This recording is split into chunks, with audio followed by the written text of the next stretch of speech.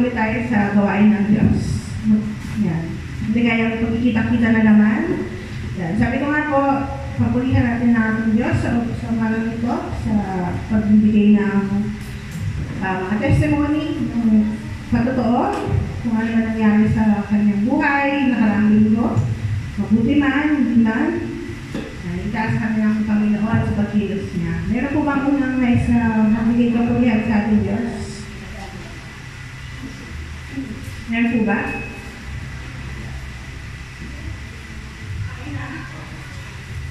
Meron po ba na matapang gusto magbigay ng kapulihan sa ating Diyos? Basto?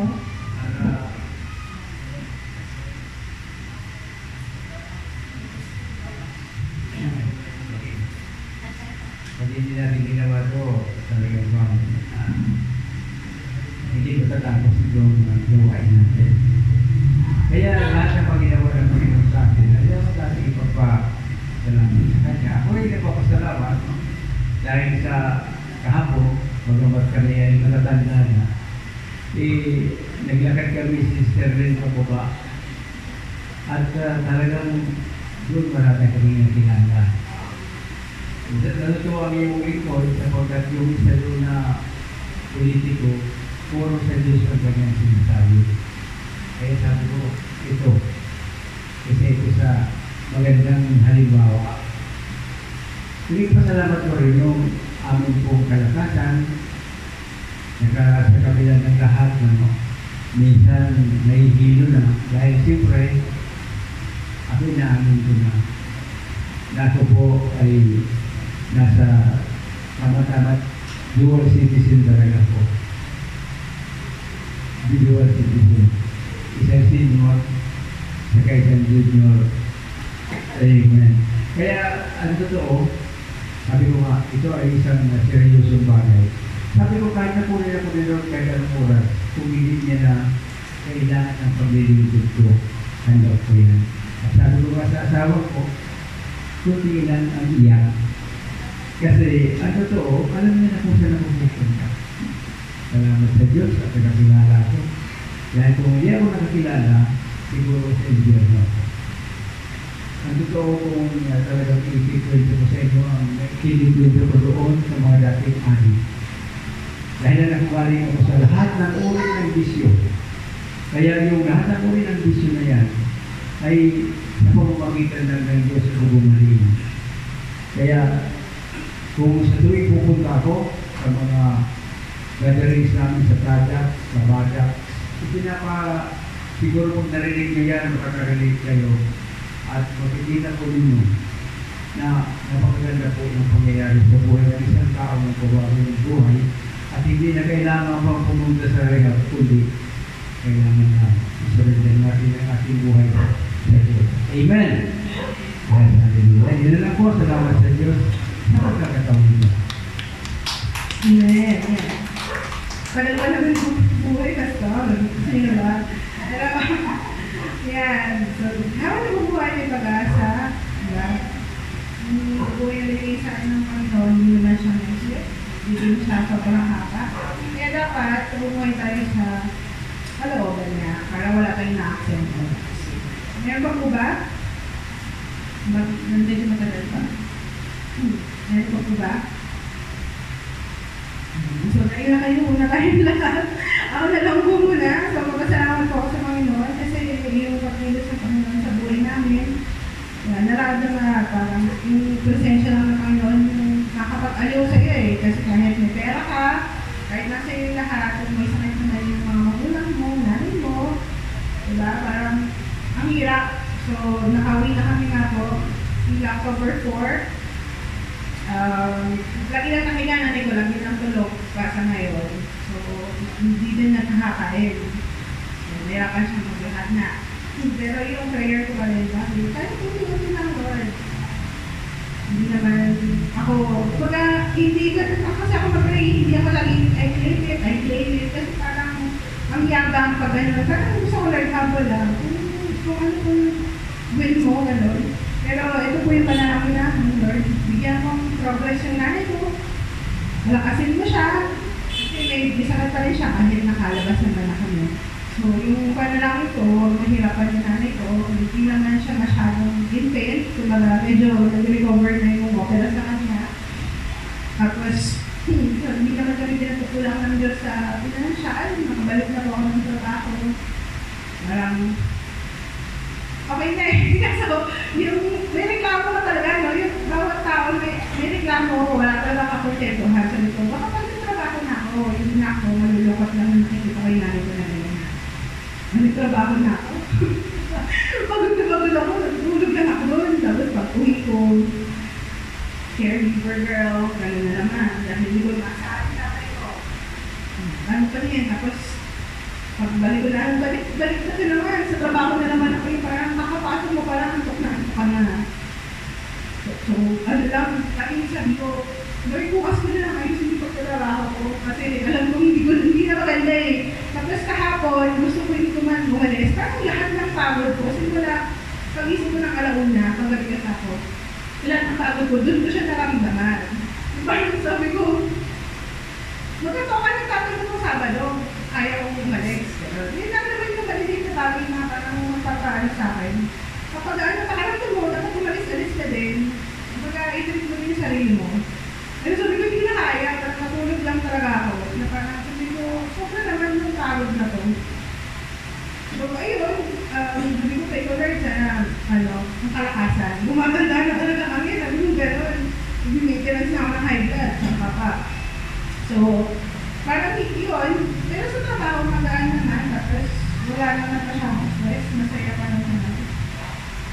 Yun lang, sabi ko, pag nakausap ko naman nanay ko, sabi ko nga diba, yung mood ko minsan depende sa mood ng nanay ko. Ngayong linggo, maayos yung mood niya sa akin. Patay ko naman siya, hindi ba kahit ako. So parang sabi ko, gusto ko kasi sa akin nalapit, diba? Pero kasi hindi ko pala, kasi sabihin ko yung tatay ko, ayaw niya akong sundin yung tatay ko. Hindi siya makain, siya yung buga mo. Ang ikaw pala niya gano'n. Gano'n. So, ako lang talaga kay Diyos, parang siya makakawa pa ako. Hindi gano'n kasi nalilate mo talaga ako. Magaling ako. Tapos pagpasok sa opisina, lalala ako. Pagod na ako agad, gano'n ako. Tapos, ayun, nakakasama na naman na mabait pa din. Kumbaga, nakakaintindi pa din. So, sabi ko lang, salamat kasi, kumbaga, at least, napagsasabi ko pa rin siya, naalala ko yung nanay ko. Tapos, kumikita naman ako. Nakikita pa ako sa isang ibon pa. Kasi ang dami ko absent. So, ayun, maraming magaang lang. Hindi ko kailangan ma-stress sa ibang trabaho. Diba na parang, wala akong ginagawa. Kulang yung gawa ko. Parang ganun. Kasi kulang-kulang talaga yung mga gawa ko lately. Umaasa na lang ako sa ano. Bukas na lang. Kada lang yung ganun, bukas na lang. Pagod ako eh. Bukas na lang. Pag-uwi ko ng bahay, sabi ka ako tulog, katabawan, gano'n. So, yun, parang, ako naman na ito na kahit kahit sarap lang lagi, basta hindi kumakanan, hindi ako sasakit, masaya na ako doon. So, ano naman, pero parang, sabi ko nga, hindi na ako marunong mag-plan, kunyari, next week, anong gagawin mo? Parang, anong gagawin mo pa? Depende kung gagawin na nito, parang gano'n lang. So, laging pagpauwi na ako, ganda na doon, sana naman mag-inilog ng nanay ko, para mapakain ko na, mapainom ko ng gamot. Parang gano'n na, kababa lang ang kaligayahan ko lately. So, yun, magkasalamat ako na yung Diyos pa rin yung nagagalay sa buhay namin. Mahirap ko eh, parang pag may sakit ka talaga, lalo na ako, bunso ako, hindi naman ako sanay na gawin yung gano'n. Diba? Kung nasa mga araw-araw, pero hindi ako sanay na gano'n. Parang inisip ko na, ako din makakasakit na ng ganito. Kahit siguro sobrang tanda na ng nanay ko, yan, mag-80s na. Hindi siya mag-aatubili kung gawin din sa akin ng kabalo na. So, yun na po. Maraming salamat po sa pananalangin sa nanay ko. Hirap eh, kasi parang lahat na. Parang sabihin ko sa mga ako niya, sabihin mo, tell Lola to eat, that's the food. Sabihin ko sa ayoko. Isipin mo lahat ng paborito niya, ayoko. Sagot lang lagi, saging. Hindi siya pwedeng kumain ng saging kasi mataas na yung mga laboratories. So, ang ginagawa ko, parang sa isang meal, ganito yung 1 inch na, hati ko siya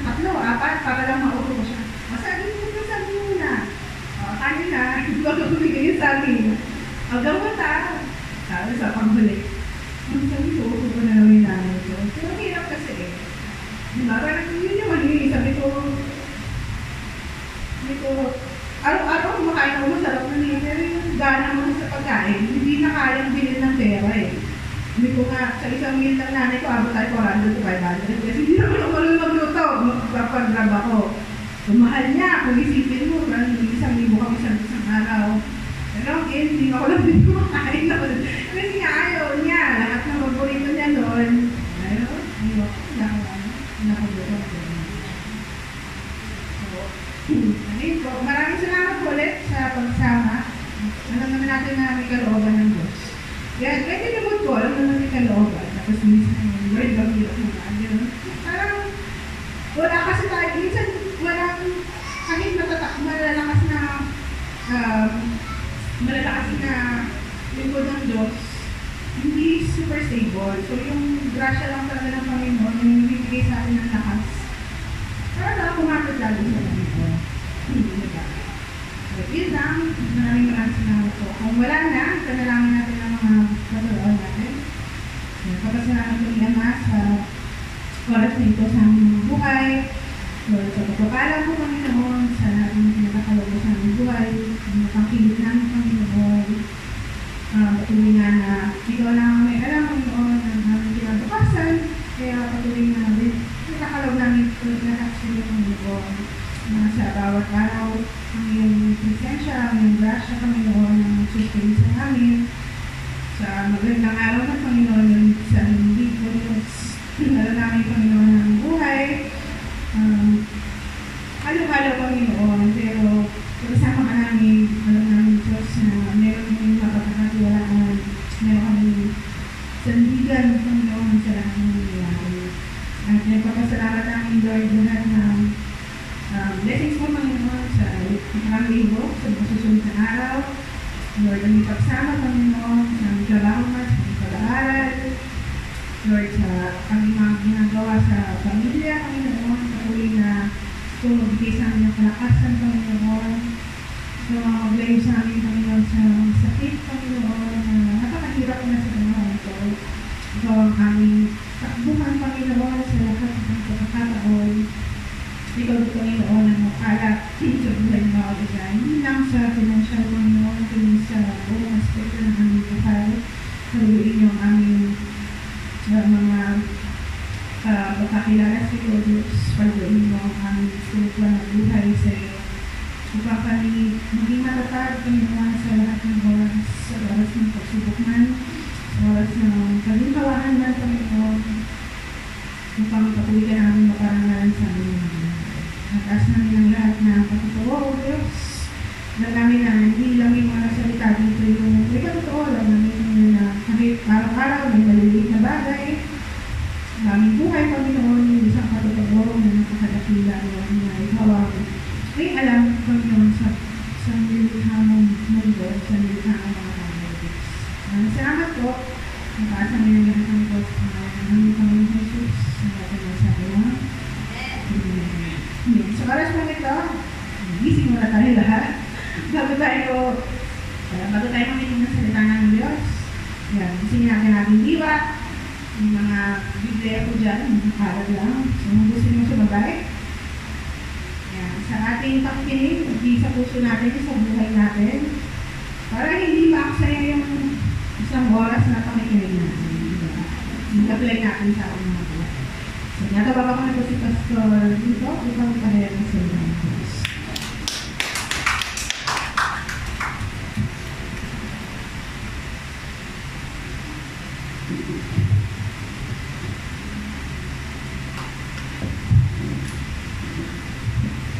Pumipuri Panginoon, salamat po kapatid muli isang kagalakan ang muli gamitin ng Panginoon sa kanyang ubasan sa umagang ito. Ako'y nagagalak dahil sa kabila ng mga pagsubok nangyayari sa ating mga buhay, so still tayo nakatayo pa rin. Amen? Nararanasan na ba natin yung mga panahon na parang susubok na tayo?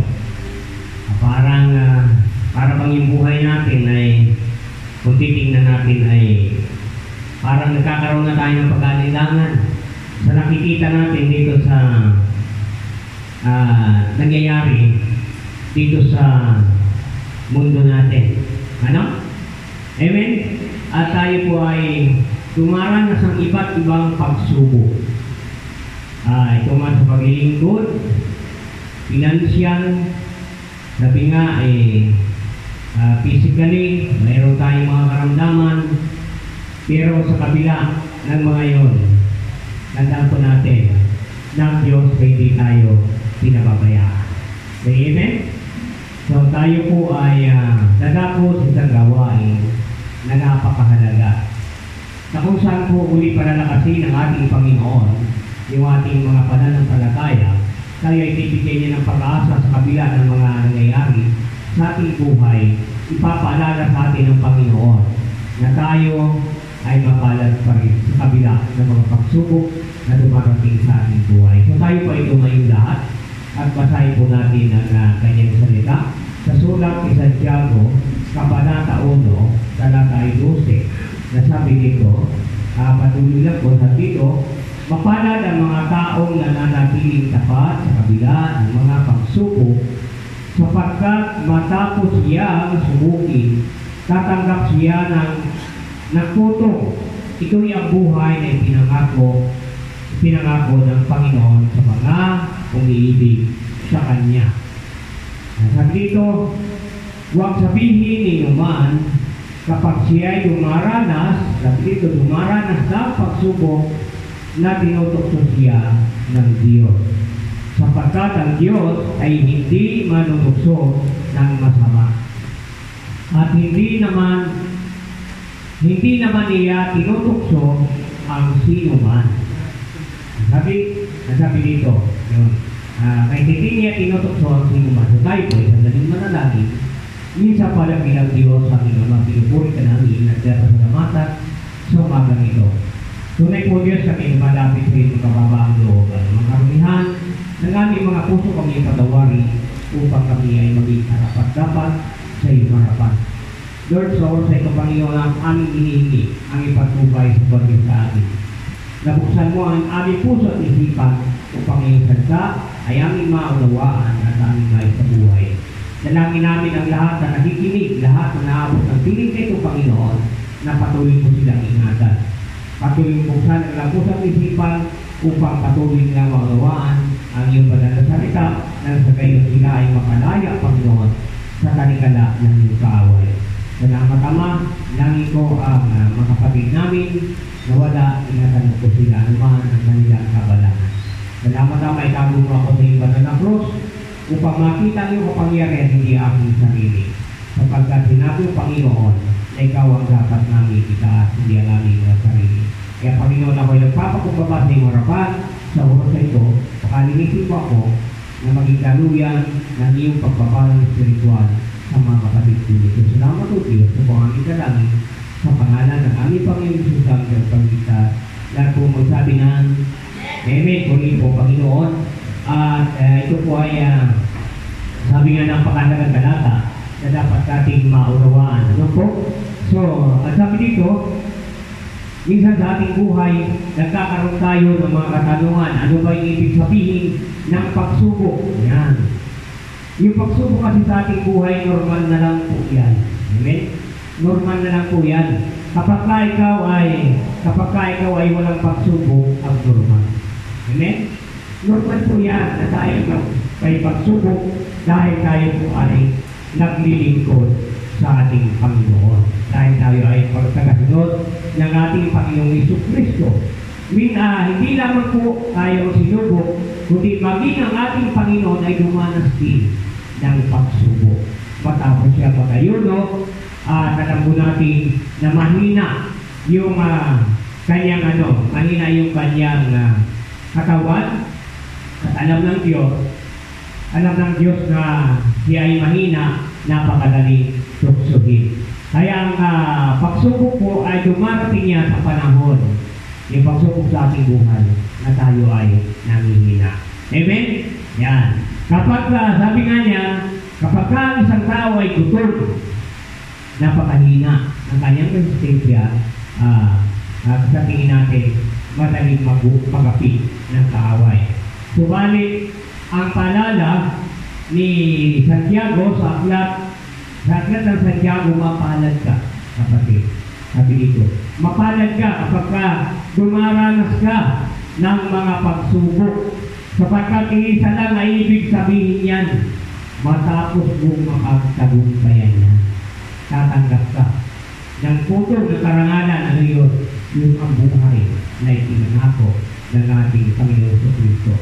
Sapagkat sinabi nga na tayo ay dapat manatili sa kabila ng mga pagsubok na yan. Sabi ng ating kapatid kanina, mapalad ka. Mapalad ka. Dahil nananatili ka. Dahil isa lang ang sabi ng Panginoon, ang manatili hanggang wakas. Siya lang ang maliligtas. Kaya dapat natin harapin, mga kapatid, ang mga pagsubok na yan. Huwag nating akalain na kapag tayo ay dumaranas sa pagsubok ay pinabayaan na tayo ng Diyos. Hindi, mga kapatid. Bakos hinahayaan ng Diyos na mangyari ang mga bagay na yan. Para maintindihan po natin ang pagsubok, ang pagsubok, balikan po natin ang kasaysayan ni Job. Ano po? Si Job, lingkod ng Diyos mula sa lahi ni Abraham, ni Jacob. Kung titingnan po natin ang kanyang kasaysayan po, si Job ay napakayaman na tao. Napakayaman niya po tao. Mayaman siya. Kung titingnan po natin, mayaman. Umirang ama, si Job. Yan, mahal na. Ang kanyang mga anak, lagi niya itong pinapanalangin. Yan. Dahil ayaw niya na magkasala. Yung kanyang mga anak, lagi niya itong pinapanalangin. Kaya,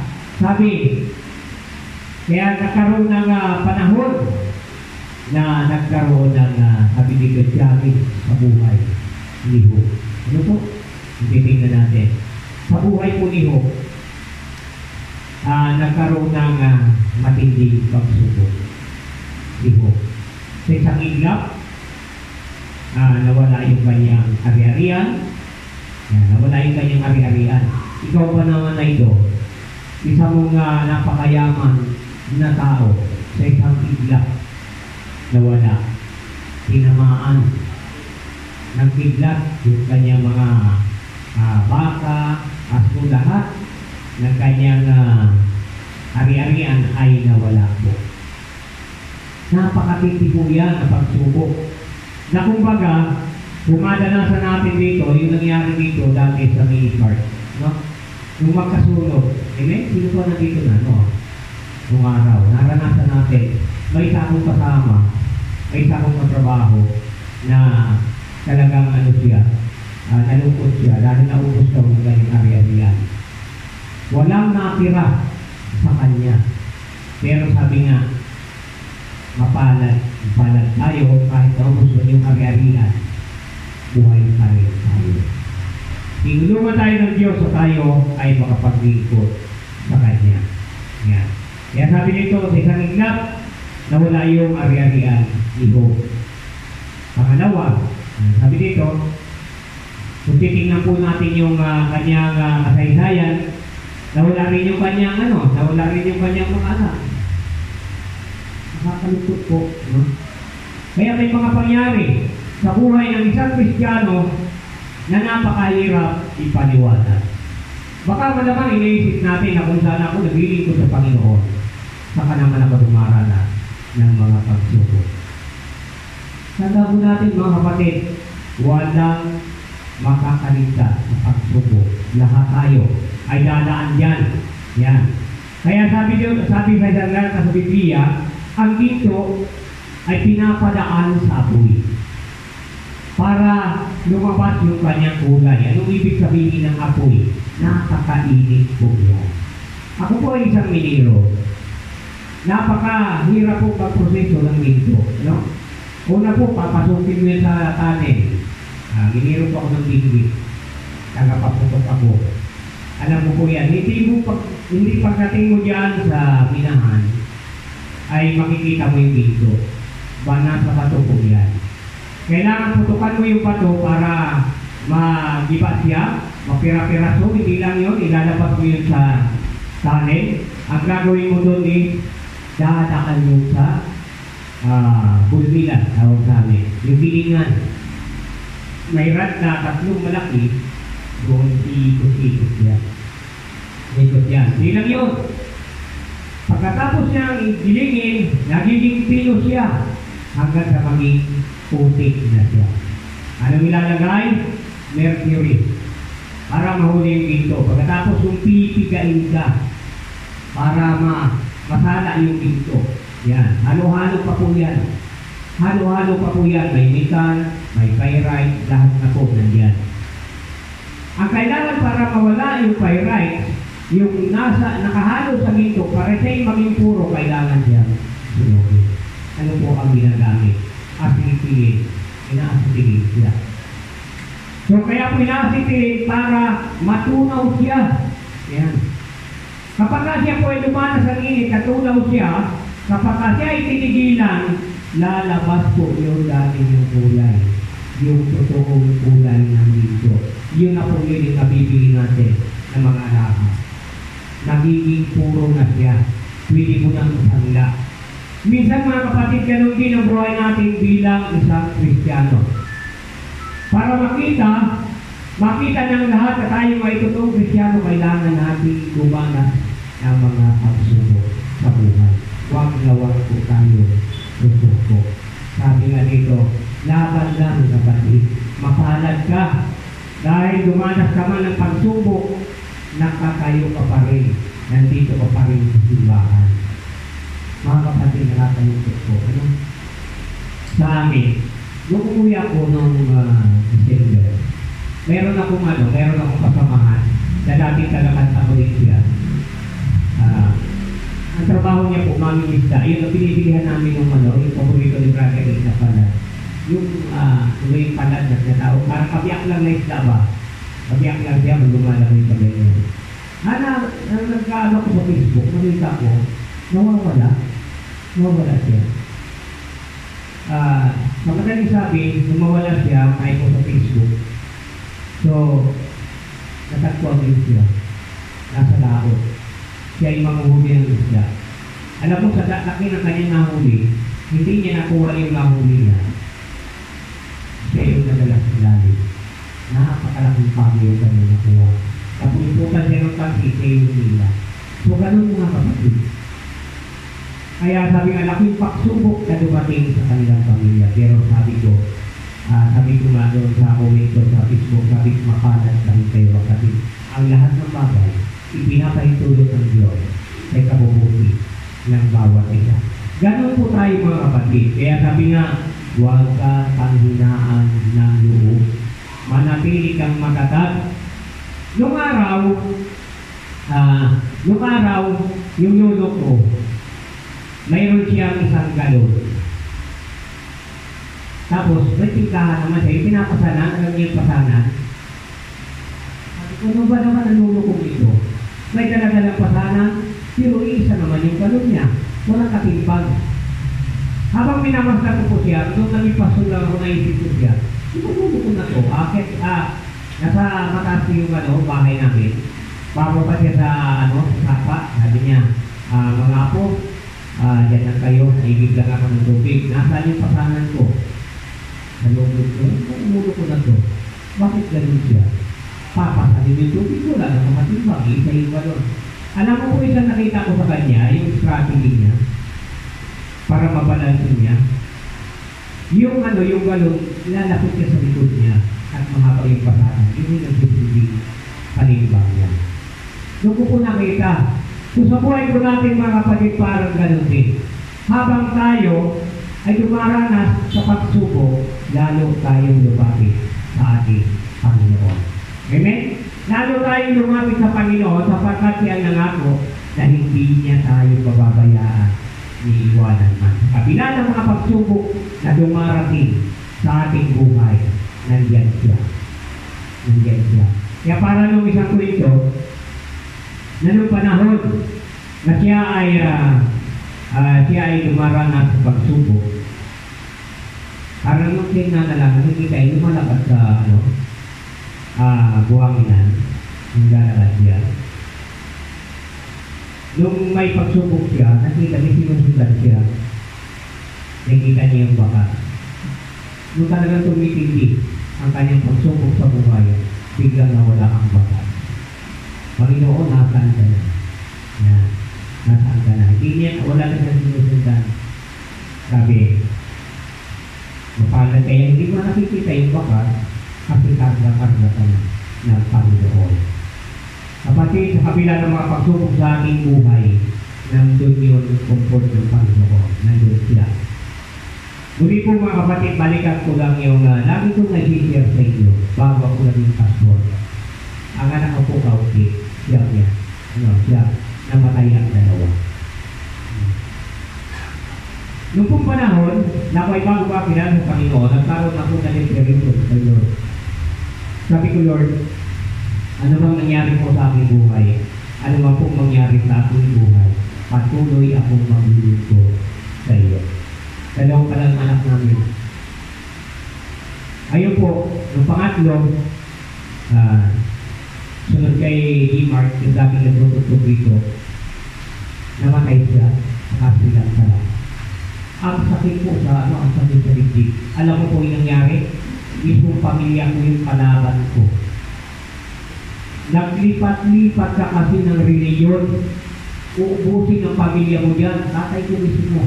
Kasi panatikong katoliko yung tatay ko. Pero hindi ko sumisisi. Alam mo po, wala akong maisagot.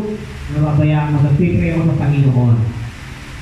Sabi ko, Lord, tulungan mo po ako na malampasan ng mga pagsubok na ito.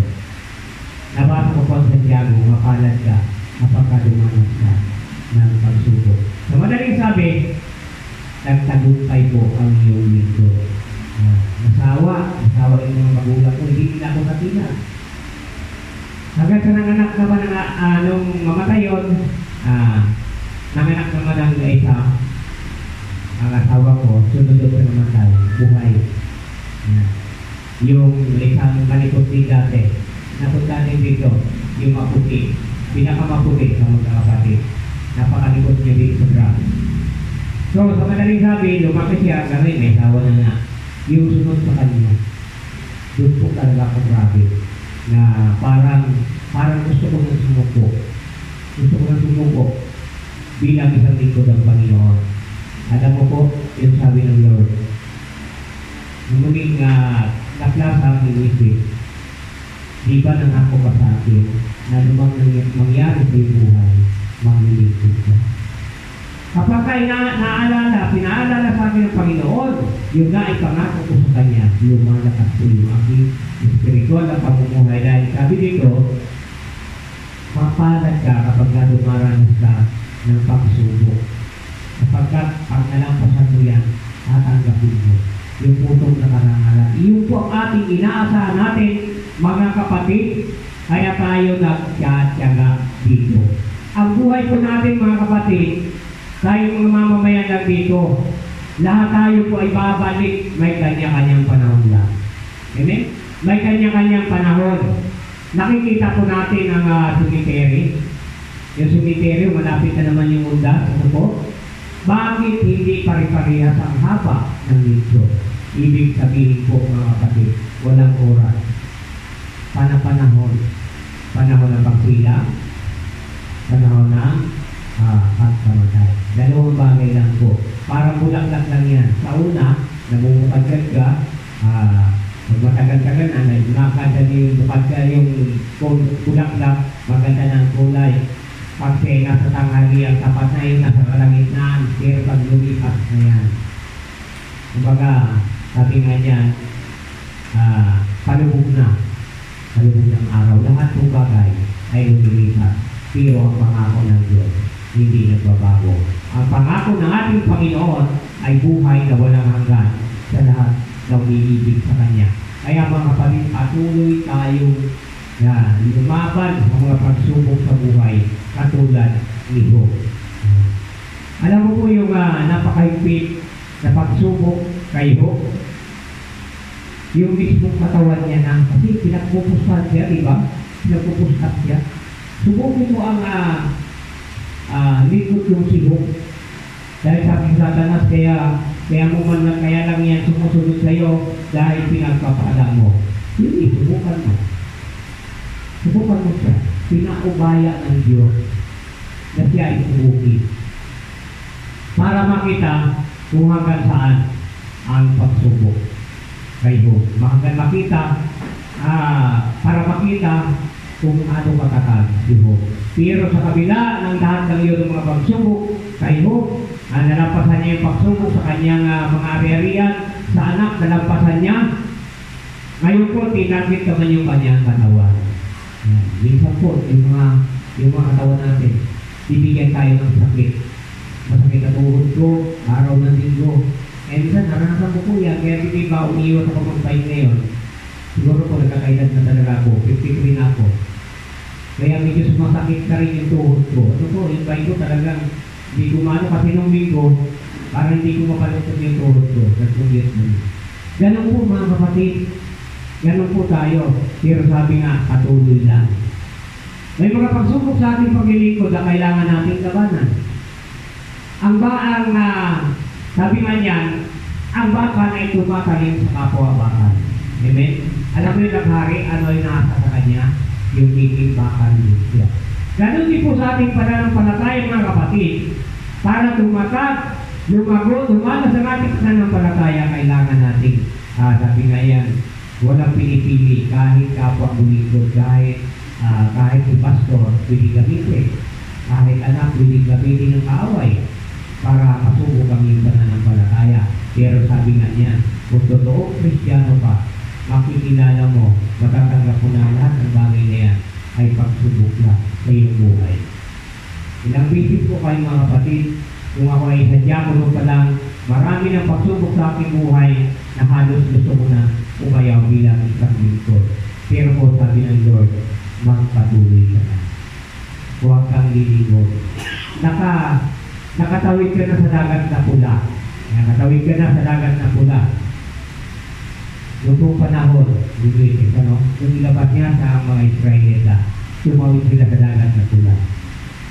Nahati yung dagat. Nakakatawid na sila. Alam mo po yung lumingon.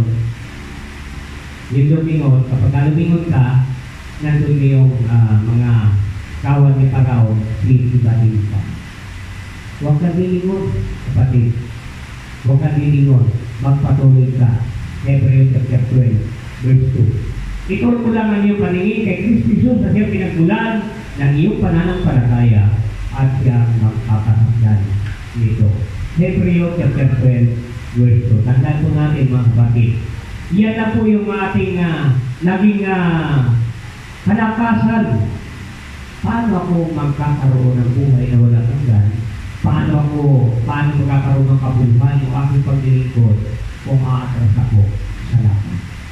Lagi po nating tanda kapatid na bilang isang Kristiyano, bahagi ng isang Kristiyano ang dumanas ka ng pagsubok sa buhay. Walang Kristiyano na hindi dumanas yan. Walang lingkod na hindi dumanas ng mga pagsubok sa buhay. Ito po, napakahirap. Sabi nga po, kung titingnan natin ang kasaysayan po ni Job, yan. Yung targetin na yung kanyang katawan. Yung katawan niya na, nagkaroon siya ng maraming bukol. Yung po, napakahirap. Napakahirap po yun. Yung tubuang kangalang ng piksa na isa, napakasakit. Ay tumubong ka sa langanin, napakilos mo, mahirap kang kumilos. No? Napakahirap po. Pero si Job, ayaw sa history ng Biblia, pinagtad siya ng bukol. Hindi na siya pakapagkabit, no? Kasi tatad siya ng sulat. Kaya mismo ginamit, nagkaway yung kanyang asawa. Ano sabi ng asawa niya? Sumpain ko ng Diyos mo nang mamatay ka na. Ano sabi ni Job? Bubat ako, sabi niya, mga magandang bagay lang ba kailangan mong pasalamatan?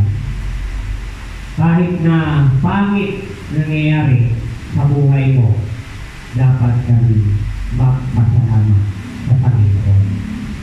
May time mga kapatid, sa buhay natin dumaranas ang ng Diyos. Kapag maganda ang buhay natin, ang bilis natin magpasalamat. Kapag tayo dumaranas sa mga pagpapala sa ating buhay, nagpapasalamat tayo sa Diyos. Ngunit kapag kapulong-pulong na tayo ng problema, kahit sa prayer, nagirapan ka na tumalan. Tandaan natin kapatid, lahat po tayo mga kapatid, ay abala sa ating buhay. May kanya-kanya tayong trabaho. Pero sabi nyo yan, huwag naman maging dahilan para ikaw ay, para yung paglilingkod ko sa Panginoon, yung pananampalataya sa Panginoon, ay maghina dahil sa iyong trabaho. Magpasalamat ka pa rin. Kahit ikaw ay nasa trabaho, alam naman natin na naiintindihan tayo ng ating Diyos. Kaya sabi ni Job, hubad ako lumabas sa sinapupunan ng ating Diyos. Hubad din akong babalik. Sa kabila ng mga pagsubok kay Job, nagtagumpay siya. Nagtagumpay siya, bakit po? Nananatili siya sa kabila ng mga pagsubok sa kanyang buhay, nagpupuri pa rin siya sa Panginoon. Amen? Yung pagsusi ng isang Kristiyano, kahit dumanas siya ng pagsubok sa iyong buhay, huwag kang matalito. Kaya ito kanina, kahit wala siya timbang, ulitin kong maging balansi. Magaling balansi po ang buhay natin sa paglilingkod. Lalo na po sa ating mga lingkod ng Panginoon, meron po tayong sinatang sa ating Diyos. Kaya yun po ang aming hindi ko makakalimutan na itinuturo bilang isang lingkod ng Panginoon. Sa buhay natin, sa buhay ng isang lingkod ng Panginoon, o pang lahat na tayo, sa buhay ng bawat tao, mayroon tayong tatlong ministeryo. Unang ministeryo mo ay sa Diyos. Sa Diyos. Pangalawa, family. At pangatlo, community. Ganun po tayo, mga kapatid. Mayroon tayong, may time tayo sa Panginoon, may time tayo sa ating pamilya, may time tayo sa komunidad. May parte tayo. Lahat ng yan ay nagagampanan natin, kaya natin ayusin. Kaya kapatid, huwag kang panghinaan. Huwag mo sabihin na parang sinabalaan ako ng Diyos. Kapag minsan, pag dumarating na yung panahon na sabi nga sa amin kasi minsan yung nagbabalansi ba, yung kinikita mo, yung sahod mo, saka yung mga bayarin mo para nagbabalansi. Pero huwag na yan ang buhay natin. Time management sa ating paglilingkod. Ano? Kaya sabi ng Panginoon, bigay mo kay Cesar at ang sa Diyos. Bahagi po yan ng pagsubok sa ating buhay. Kaya manatili kang matatag, huwag kang aatras. Ang isang manlalaro daw, kailangan siyang mag-exercise. Mag-exercise. Kailangan niya dumanas sa mga training para kayo magkagumpay sa laban. Marami tayong mga champion na mga boksingero. Hindi na po sila naging champion dahil sa hindi sila na-name talaga sila. Kailangan po nila mag-practice. Ganon din po tayo, mga kapatid, bilang mga Kristiyano, kailangan natin practice. Masanay ka na laging dumaranas ang pagsubok sapagkat ang pagsubok na yan, hindi ka niya iiwanan. Nananatili yan sa iyong buhay. Nananatili po yan para makita kung hanggang saan yung ating pananampalataya. Huwag mo lang isipin, huwag kang panginawa. Ano ang susi, mga kapatid? Para mapagtagumpayan mo ang mga pagsubok, lagi kang magpuri, magpasalamat sa ating Panginoon. Katulad ni Job. Tanda po natin na mismo ang ating Panginoon sa Kristo, dumanas po yan ng pagsubok. Bilang siya ay nasa tao, di ba, nung siya ituksuhin, nung siya nag-aayon, no? Maraming inalok sa kanya. Maraming inalok sa kanya. Sabi niya, kung sabi sa kanya, kung siya ay nagayuno, pinukso siya ni Satanas, nasusulat, sabi niya, nasusulat, sabi nga, na kahit kapatong ito, ay kaya mong gawin yung tinapay. Kung talagang Diyos ka, gawin mong tinapay ang batong yan. Anong sabi ng Panginoon? Mateo 4:4, sabi niya, hindi lamang sa tinapay na bubuhay ang tao, kundi sa bawat salitang namumutawi sa bibig ng Diyos. Ang ibig sabihin, mga kapatid, kailangan natin pakainin yung ating spiritual. Sapagkat hindi lamang nabubuhay ang tao sa tinapay, kundi sa bawat salitang namumutawi sa bibig ng Diyos. Yan po ang ating Panginoon. Lagi niyang ginagamit yung salita. Yung salita. Sabi niya, may sinabi pa, sabi niya, nasusulat din naman na kahit ka tumalon sa tuktok na yan ng dibdib, hindi ka maaano. Yan? Huwag mong subukin ang Panginoon mo Diyos. Sabi ng ating Panginoon. Laging ang panangka niya, yung kanyang salita ng Panginoon. Minsan, mangyayari sa atin, nangyayari sa atin ang ganyan, mga kapatid. Minsan, kayaman ang karangyaan sa buhay. Sabi ni Satanas sa ating Panginoon, kung magpapatira pa ka sa akin, bibigay ko sa iyo ang lahat ng kayaman. Yan. Sabi ng Panginoon, wala ibang dapat sambahin, kundi ang Panginoon mo, Diyos lang. Ganun mga kapatid. Laging ang salita ng Panginoon, yung salita, ang kanyang binabalikan. Kaya sabi nga mga kapatid, huwag natin isipin na kapag tayo ay inaalok ng mga magandang bagay, nakala natin ay makakatulong sa atin. Handa po natin, pag-isipan natin, manalangin tayo. Lord, kalooban mo ba ito? Kukain ng kaaway. Handa po natin mga kapatid, na kaaway gumagawa sa panahon ngayon na parang totoo. Mga kapatid, nasa huling araw tayo ngayon. Kaya maging ang ating pananampalataya ay pwedeng lubukin ng kaaway. Para kung tayo ay padala niya, makakasama niya tayo doon sa kanyang pupuntahan. Kung pagkala sa huling araw tayo, na para bang yung nag-ano talaga siya, naghahanap ng kalamay. Kasi siya lang naman talaga yung pupunta doon.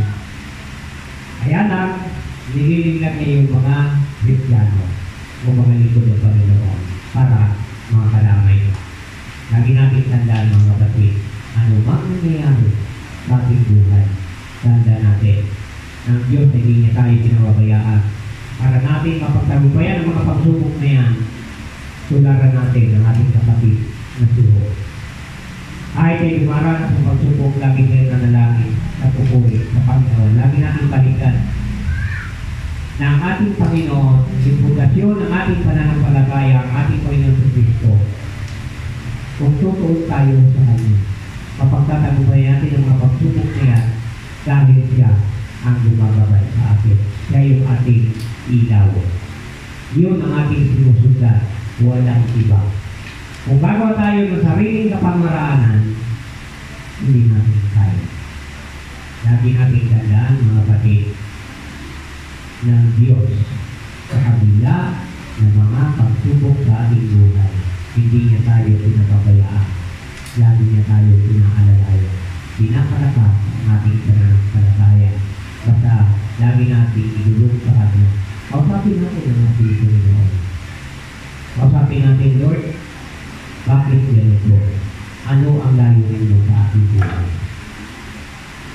Hanggang natin kapatid, mayroon pa akong isang bago magtapos, mayroon akong isang halimbawa na bibigay sa inyo. Si Pedro.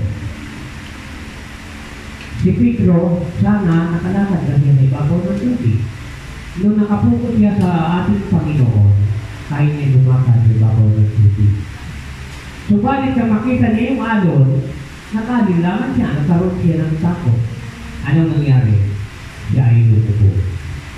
Minsan mga kapatid, sa panahon ng pagsubok na parang tayo ay takot, huwag natin usahan. Lulubog tayo kapag tayo natakot. Ang gawin natin, kapag tayo ay dumanas sa pagsubok, nakakita ng alon, huwag po tayo matakot sa alon na yan. Hindi naman panghabang panahon yung alon na yan. Panahon lang po yan. Hindi isang taon yung bagyo. Isang araw, dalawang araw, ganun lang po. Kinabukasan, kalmado na naman. Ganun din po yan, mga kapatid. Nanda po natin, kapag malaki ang alon, patuloy na inahampas ang dalampasigan. Pagkatapos ng alon na yan, makikita mo yung dalampasigan, napakalinis ng mga bato. Makinis, no? Napakaganda. Lalo sa lugar namin, kapag kayo kapunta, yung mga bato na dati, baliwala lang sa amin, pero kung makikita mo, napakaganda. Bakit? Lagi malalaki ang alon, habang hinahampas, yung dalampasigan, lalong nalilisa yung mga bato. Magandang tingnan. Ganon din po tayo mga kapatid.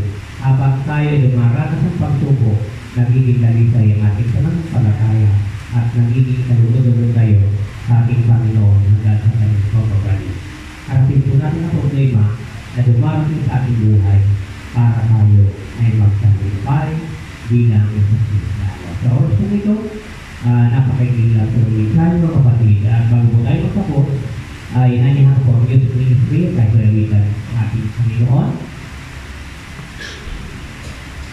Meron po tayo sa awitin na lang maganda. Nung lagi ko pong inaawit dito, awitin po natin ang tiwala na kailangan natin na makita na sa kabila ng mga pagsubok sa ating buhay, hindi tayo pwedeng gumawa. Hindi tayo pwedeng gumawa ng sarili natin ng pangaraanan bagkus ang ating Panginoon lamang. Yes, Lord. Hallelujah.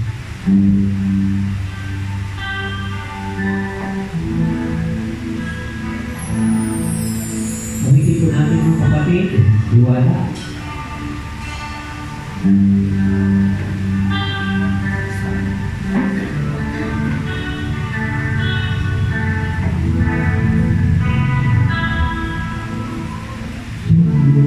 Panginoon, magtitiwala sa'yo, Panginoon, ako'y asa. Kaming narito, kaming narito,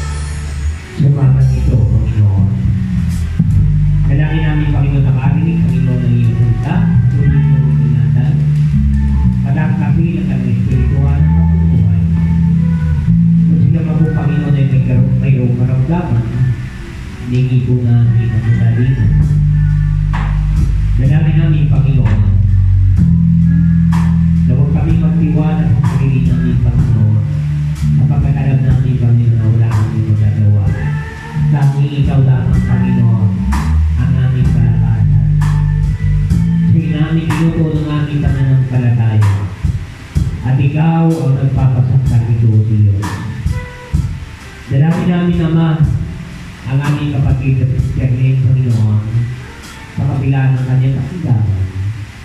Ilinalapit po namin, Panginoon. Hiningi po namin ang kanyang kagalingan, ang kanyang katakalan, Panginoon. Dalangin namin, Panginoon, pamilyang ito na patuloy kong ginagamit. Na patuloy kong ginamit sa lugar ng mini-park, Panginoon. Nadalangin po namin, O Diyos, na anumang pagsubok sa kanilang buhay, kanila ito malakpan. Salamat, O Diyos, sa paggamit mo sa akin sa oras na ito. Nawa, Panginoon, ay patuloy sa liwanagin mo ang bawat isa. Lumabas sa bulwanan ito na puno ng iyong pagpapala. Salamat, Ama.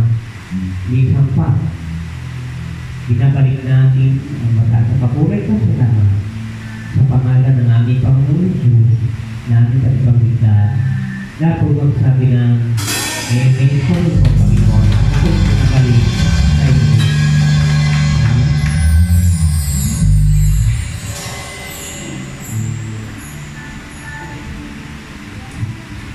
Salamat po, Pastor.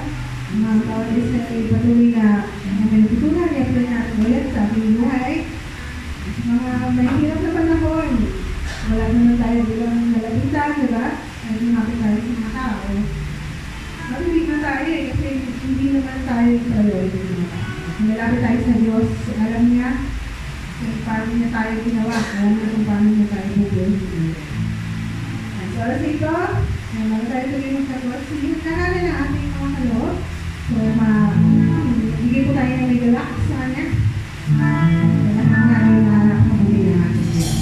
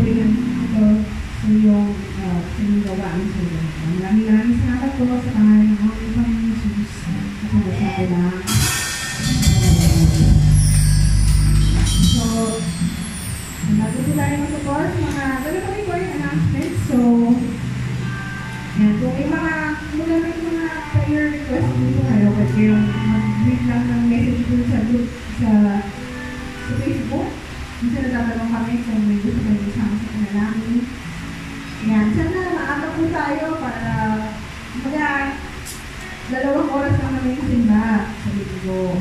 Lahat ng oras natin sa Monday to Saturday, ano tayo sa trabaho natin, nagsasagramo tayo. So kung gusto natin na nasa presensya tayo ng Panginoong Diyos, ang linggo, pinakamaaga, dahil hindi na naman sa akin, wala naman nakakaulay. Muli-muli na kami sa Lord, ano bang nagawa ang linggo, na kailangan kong alisin, kailangan kong baguhin. Kaya meron tayo ng ministry para kung hindi ka man, hindi man kayang walang hindi ka outside, pwede kayong masakasok dito, pwede kayong manahimik, i-search yung puso mo. So, gano'n. Sabi ko na, malaya pa tayo makasama sa kanya. Ako, sabi ko, isang buwan na tayo, isang milyon ako sa isang buwan magsimba. Tapos, diba, lalo na yung mga nasa ospital, doon ko siya na-realize na parang yung mga tao doon lang, yung nananangin makalamingan, pero hindi sila makalabas doon. Tayong busy na pa, tayo kaya pang maglakad, nag-iisip ka ng matino, ayaw natin magsimba. Ganun yung ano na buhay eh, balik-tali, no? So, isipin natin, ano ba talaga yung priority natin sa Diyos? Gusto ko ba talaga mag-uwi sa Diyos? Lagi lang makulit? Hindi na ako babago? Gano'n. So, baguhin natin kung na yung mayo. Diba? So, yun na po. Meron sa po bang mga ibang announcements? Kung wala na po, hindi pa nagawa ko po si Pastor Robel. Pamilot ang nakapulinan sa Diyos at sa closing.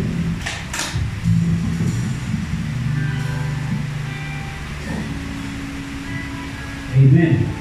Isang mga lakas na palakpakan para sa Diyos. Nagpakandoy natin ating sarili. Yes, hallelujah, hallelujah, hallelujah. Let's glorify the Lord. Kinakailangan na tumayo tayo sa mga okasyon ito sapagkat ararangalan natin ang Diyos. At tunay nga na dapat magsaya bawat isa. Masaya po ba kayo? Amen. Importante po yan na maganap tayo sa Diyos. Huwag tayong mainip at mainis. Kinakailangan ipakita natin sa Kanya at sa puso natin pasasalamat sapagkat nakaraos na naman tayo sa ating magandang gawain. Amen. Okay? Tayo po natin aawit. To God be the glory. Hallelujah.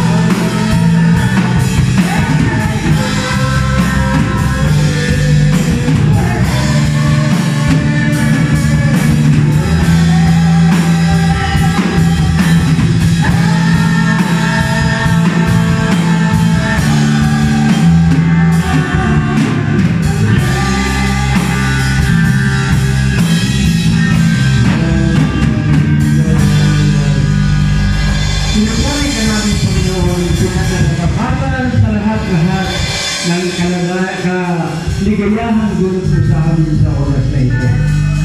Panginoon, nalito po yung mga anak. Tunay nga po na napuspos ng iyong salita. At Panginoon, naramdaman namin ang iyong presensya sa aming kalagitnaan. Panginoon, huwag mo po kami iiwan at pababayaan sa buong buhay namin, Panginoon. Kung wala ka, wala kami mapupuntahan.